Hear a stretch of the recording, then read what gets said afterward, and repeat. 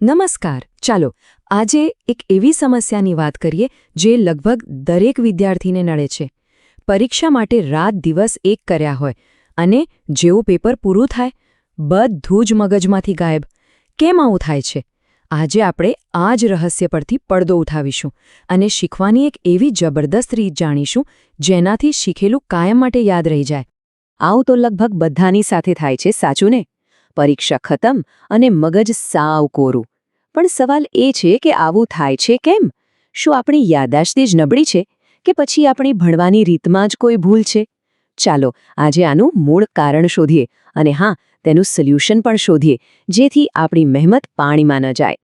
તો ચાલો આ સમસ્યાના મૂળમાં જઈએ. આનો જવાબ છુપાયેલો છે એક ખૂબ જ પાવરફુલ ફ્રેમવર્કમાં, જે શિક્ષણ મનોવૈજ્ઞાનિક બેન્જામિન બ્લૂમે આપ્યું હતું.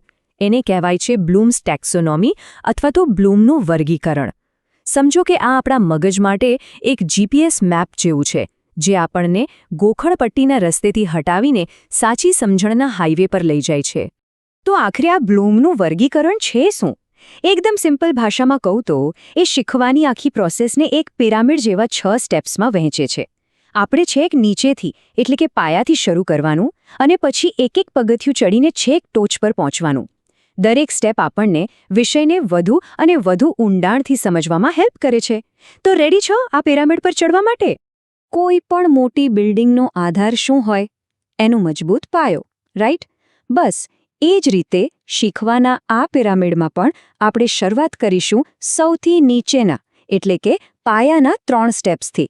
આ એ લેવલ્સ છે જે સાચી અને ટકી રહે એવી સમજણ માટે એકદમ મજબૂત ફાઉન્ડેશન તૈયાર કરે છે. પિરામિડનું સૌથી પહેલું અને સૌથી બેઝિક પગથિયું છે જ્ઞાન એટલે કે નોલેજ. આ લેવલ પર ફોકસ ફક્ત ફેક્ટ્સ, આંકડા અને બેઝિક માહિતીને યાદ રાખવા પર હોય છે. પરીક્ષાની રીતે જોઈએ તો આ એટલે ચેપ્ટરના મેઇન પોઈન્ટ્સ, કોઈ ખાસ તારીખ, સાયન્સની વ્યાખ્યા કે પછી મેથ્સના ફોર્મ્યુલા મોઢે કરવા. હા, આ જરૂરી તો છે જ, પણ યાદ રાખજો આ તો ખાલી ટ્રેલર છે, આખી ફિલ્મ તો હજુ બાકી છે.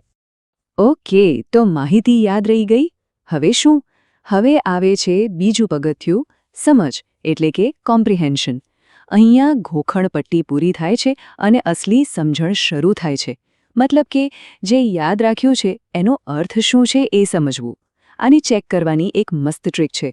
કોઈ પણ ટોપિક વાંચો, પછી બુક બંધ કરી દો અને તમારા કોઈ ફ્રેન્ડને અથવા તો અરીસામાં જોઈને પોતાની જાતને જ એ ટોપિક સમજાવવાની ટ્રાય કરો. જો એકદમ સરળ શબ્દોમાં સમજાવી શક્યા તો સમજી લો કે ગાડી સાચા પાટા કરશે. સમજણ આવી ગઈ. એ પછીનું લોજિકલ સ્ટેપ કયું? એ છે ઉપયોગ એટલે કે એપ્લિકેશન. હવે સમય છે નોલેજને ચોપડીમાંથી બહાર કાઢીને રિયલ લાઈફમાં વાપરવાનો. જેમ કે મેથ્સનો એ ફોર્મ્યુલા વાપરીને કોઈ પ્રેક્ટિકલ પ્રોબ્લેમ સોલ્વ કરવો. અને આ ખાલી મેથ્સ માટે જ નથી હો. સાયન્સમાં આનો મતલબ છે કોઈ થિયરીનો યુઝ કરીને એક્સપેરિમેન્ટ કરવો. હિસ્ટ્રીમાં ભૂતકાળની ભૂલોમાંથી શીખીને આજની કોઈ સિચ્યુએશનને સમજવી. આ છે અસલી લર્નિંગ.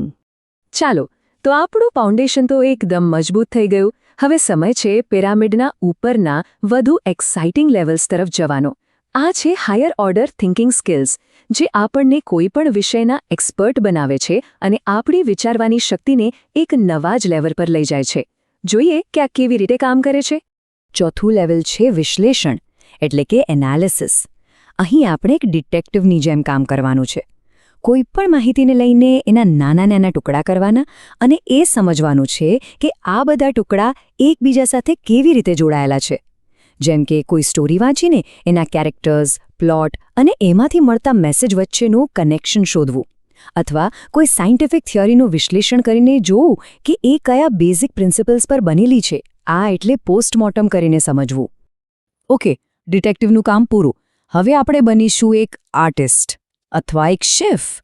5મું લેવલ છે સંશ્લેષણ એટલે કે સિન્થેસિસ. અહીંથી જ સાચી ક્રિએટિવિટી શરૂ થાય છે. અહીં આપણે એ અલગ અલગ ટુકડાઓને ભેગા કરીને એમને જોડીને કંઈક બિલકુલ નવું બનાવવાનું છે. જેમ કે અલગ અલગ હિસ્ટોરિકલ પુરાવાઓમાંથી એક નવું જ કન્ક્લુઝન કાઢવું અથવા કોઈ પ્રોબ્લેમ માટે એકદમ out of the box solution શોધવું. અને ફાઇનલી આપણે આવી પહોંચ્યા છીએ પિરામિડની એકદમ ટોચ પર. 6થું અને સૌથી ઊંચું લેવલ છે મૂલ્યાંકન એટલે કે ઇવેલ્યુએશન. અહીં આપણે એક જજની ભૂમિકામાં હોઈએ છીએ. અહીં આપણે ખાલી માહિતીને સ્વીકારી નથી લેતા, પણ એની વેલ્યુ નક્કી કરીએ છીએ. આપણે લોજિક અને પુરાવાના આધારે જજમેન્ટ આપીએ છીએ. દાખલા તરીકે, કોઈ એક જ ઘટના પર બે અલગ-અલગ હિસ્ટોરિયન્સના વિચારો વાંચીને, પુરાવા તપાસીને એ નક્કી કરવું કે કોનો મત વધુ તાર્કિક છે, અને પછી પોતાનો એક મજબૂત અભિપ્રાય બનાવવો. તો આ 6 લેવલ્સ તો સમજાઈ ગયા. પણ હવે મોટો સવાલ એ છે કે આ બધાને લાઇનમાં યાદ કેવી રીતે રાખવા? આગળ પાછળ ન થઈ જાય એનું શું? વેલ, એની ચિંતા બિલકુલ ન કરતા, કારણ કે આને યાદ રાખવા માટે પણ એક એકદમ સિમ્પલ અને મજેદાર ટ્રીક છે, જે આ આખા પિરામિડને તમારા મગજમાં બરાબર ફિટ કરી દેશે.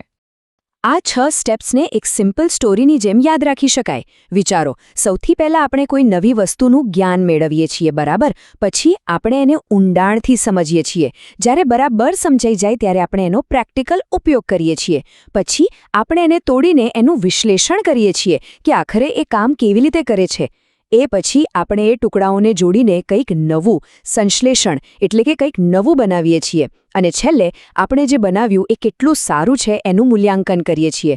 જ્ઞાન, સમજ, ઉપયોગ, વિશ્લેષણ, સંશ્લેષણ અને મૂલ્યાંકન, બસ આ જ ક્રમ છે સાચા લર્નિંગનો. તો આ આખી વાતનો સાર શું છે? એ જ કે સાચું ભણતર એટલે ગોખણપટ્ટી નહીં. જો આપણે ફક્ત પહેલા જ લેવલ પર એટલે કે જ્ઞાન પર જ અટકી જઈશું, તો પરીક્ષા પછી મગજ ખાલી થવાની ગેરંટી છે. પણ જો આપણે આ 6 પગથિયાં ચડીશું, તો એ નોલેજ ખાલી પરીક્ષા માટે નહીં, પણ લાઈફટાઈમ આપણી સાથે રહેશે. કારણ કે સાચું શિક્ષણ ત્યારે જ થાય છે જ્યારે આપણે માહિતીને સમજીએ, એનો ઉપયોગ કરીએ અને એનાથી કંઈક નવું બનાવી શકીએ. હવે આખી વાત સમજ્યા પછી એક સવાલ વિચારવા જેવો છે. આ પાવરફુલ મેથડ વિશે જાણ્યા પછી આગામી પરીક્ષાની તૈયારીમાં આ 6 પગલાંનો ઉપયોગ ક્યાં અને કેવી રીતે કરશો? કયો એવો સબ્જેક્ટ છે જેને ગોખવાને બદલે આ રીતે ખરા અર્થમાં સમજવાનો, એનું વિશ્લેષણ કરવાનો અને છેલ્લે એનું મૂલ્યાંકન કરવાનો પ્રયત્ન કરશો? આના પર વિચાર જરૂર કરજો.